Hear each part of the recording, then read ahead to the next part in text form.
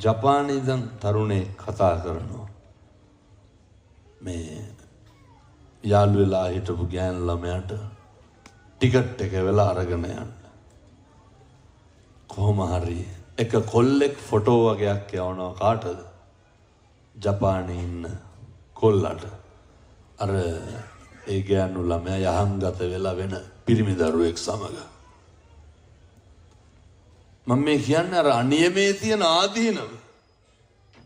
ඒ කොල්ලා මට ෆොටෝ වගේක් එව්වා. හාමුදුරුවනේ මේ හදපු කාමරේ කෙල්ලට ගයක් අරගෙන අවුරුදු ගානක් ඒක හදලා සල්ලි දෙන හොඳට. මේ හාමුදුරුවනේ ගත්ත ඇඳුම් කාටද? ඒ යාළුවා හිටපු ගෑන් ළමයාට. හැම එකක්ම කැමති දේවල්. අර පුදුම කරන එකට මොකද්ද කියන්නේ? සර්ප්‍රයිස් කරනවා. කොල්ලා සර්ප්‍රයිස් වුණා.